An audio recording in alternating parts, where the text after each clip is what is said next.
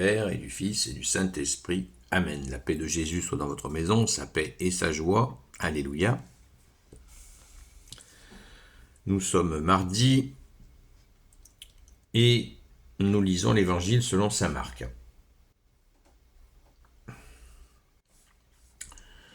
Une nouvelle fois, Jésus annonce sa passion. Ils quittèrent cet endroit et ils allaient de place en place à travers la Galilée. Jésus ne voulait pas qu'on le sache, car il était occupé à instruire ses disciples. Alors il leur dit, « Le Fils de l'homme sera livré aux mains des hommes, ils le tueront, et 3 jours après sa mort, il ressuscitera. » Eux ne comprenaient pas cet avertissement, et ils avaient peur de lui. Ils avaient peur de lui en demander davantage.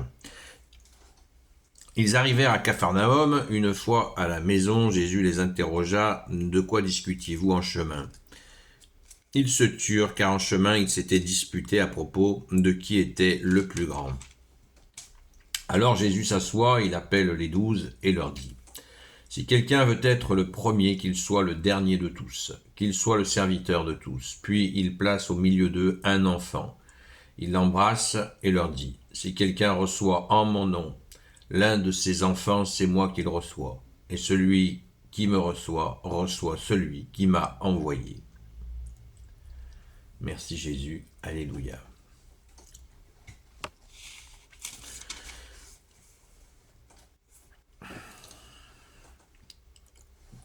On fait un bond en arrière, puisque là, nous sortons à peine des célébrations de la Pentecôte. Et Jésus est maintenant auprès des apôtres d'une manière invisible. Donc là, on revient à cet aspect, et pourquoi pas, cette invitation à l'humilité. Jésus lui-même, symbole et mise en pratique de cette humilité, puisque Jésus est venu dire qu'il n'est pas venu pour être servi, mais pour servir.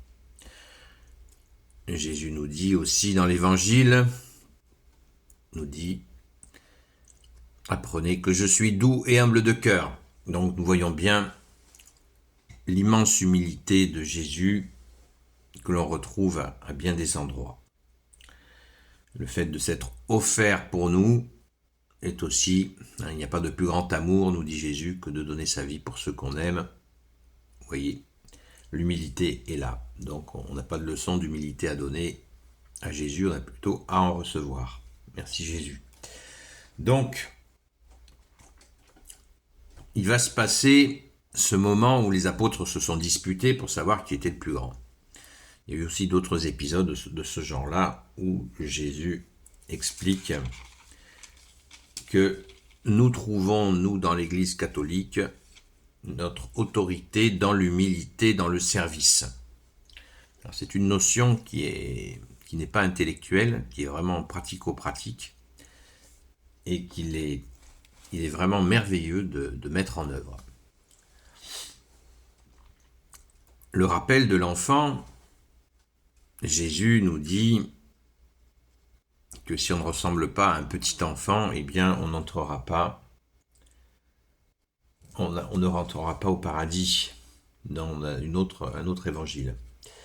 Et là, si quelqu'un reçoit en mon nom l'un de ses enfants, c'est moi qui le reçois. Et celui qui me reçoit, reçoit celui qui m'a envoyé.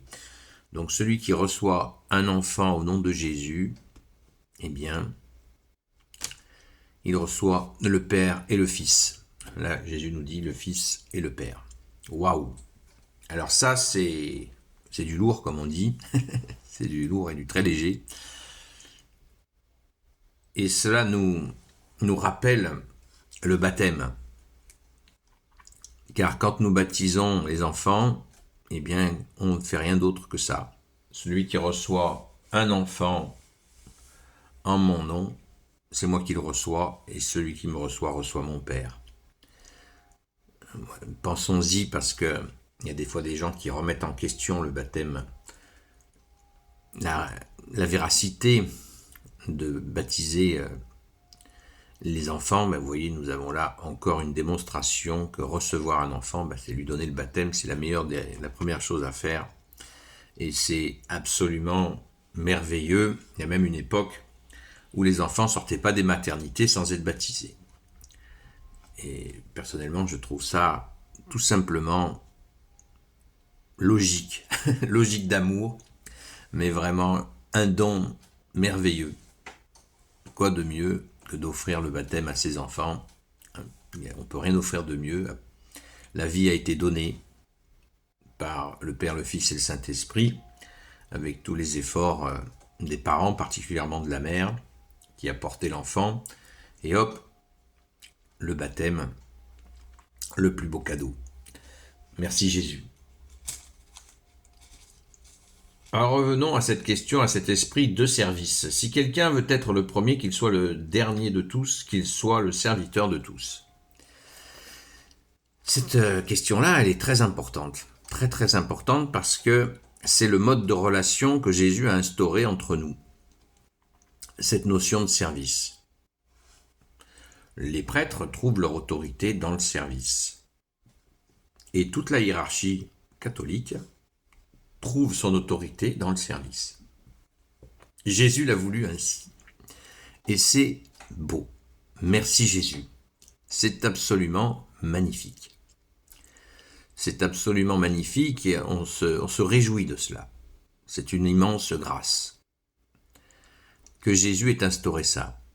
Car, bien-aimé Jésus, tu veux nous mettre à l'abri de la tentation du pouvoir. Rappelons-nous que Jésus, quand il est arrivé, il a été confronté à des tenants religieux qui avaient fait religion leur affaire pour prendre le pouvoir sur les gens.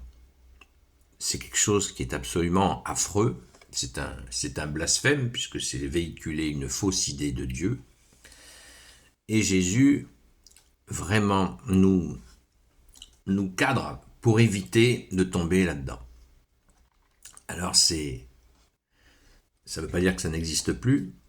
Il y a bien sûr des abus de pouvoir qui existent dans l'Église, qui ont existé, qui existent. Et justement, il nous faut absolument être vigilants à cela, déjà pour nous-mêmes, et nous n'avons pas bien sûr à subir des abus de pouvoir. Et pour cela, il nous faut sans cesse nous rappeler que la tête de l'Église, c'est Jésus, et que face à toi, Jésus, nous ne sommes tous que des serviteurs, et même des gens, il y en a qui sont plus serviteurs que d'autres. C'est exactement ce que nous dit Jésus. Je pense qu'on a besoin de réécouter cela. Si au verset 35, si quelqu'un veut être le premier, qu'il soit le dernier de tous, qu'il soit le serviteur de tous. Et là, une grande joie attend ce serviteur, car être le serviteur de tous est une grande joie, c'est aussi parfois une souffrance, mais jamais une souffrance seule. Jamais. Jésus, quand nous souffrons, est avec nous. Jésus fait en sorte que la souffrance soit supportable. Il la partage avec nous, rappelons-nous cette parole, « Venez à moi, vous qui ployez sous le poids du fardeau, venez à moi, mon joug est léger. » Amen. Merci Jésus. Donc, cette souffrance sera partagée. Nous avons différents récits de saints qui ont vécu dans l'Église des persécutions, et à l'extérieur de l'Église aussi. Et ils se sont mis dans cette position d'humilité, de serviteur, et ils ont tenu bon. Donc prenons exemple sur ces saints, ce qui est pratiquement le cas de tous les saints. Donc prenons exemple sur eux qui, malgré les persécutions intérieures et extérieures, ont continué à servir dans l'humilité, et ils ont été, et l'Église les a reconnus comme saints. C'est très intéressant de s'en rappeler et de se rappeler que les saints sont avec nous. Merci à notre chère sainte patronne, Sainte Marie-Madeleine, d'être avec nous pour nous apprendre le service, l'humilité et nous apprendre à aimer Jésus, car Sainte Marie-Madeleine est un modèle et a servi de modèle à de nombreux saints justement pour sa ténacité d'amour envers notre seul roi Jésus. Amen. Gloire éternelle soit au Père et au Fils et au Saint-Esprit, maintenant et toujours et pour l'éternité. Amen. Ô Jésus, toi qui peux tout et qui portes tout, toi le Sauveur, toi l'Emmanuel, je te confie toutes celles et ceux qui regarderont cette vidéo ainsi que leurs proches, selon ta seule volonté, ô Jésus. Sainte Marie, Reine des cieux, toi l'Immaculée Conception, toi qui écrases le serpent, toi qui as la lune sous tes pas, toi notre Mère, Notre-Dame. Saint Joseph, toi le juste et le saint, toi le sage, toi la terreur des démons, toi le saint gardien de la Sainte Église catholique apostolique, Sainte Marie-Madeleine, notre chère Sainte Patronne, et vous, tous les saints et saintes, amis de toi Jésus, Saint Michel Archange qui est comme Dieu, Saint Gabriel Archange, Saint Raphaël Archange, et vous tous les anges qui servez Jésus, je vous confie toutes celles et ceux qui regarderont cette vidéo, ainsi que leurs proches, selon ta seule volonté, ô Jésus. La paix de Jésus soit dans votre maison. Je vous donne rendez-vous à ce soir à la grâce de Jésus à 20h pour le direct sur Seul Jésus Sauve, sur TikTok. Et continuons à prier pour toutes celles et ceux qui viennent de recevoir le sacrement de confirmation, mais aussi celles et ceux qui s'y préparent, car ils sont très nombreux à emboîter le pas, comme on dit, et c'est merveilleux. Merci Jésus de cette grâce immense que tu nous donnes. Gloire et louange à toi, ô Jésus. À très vite.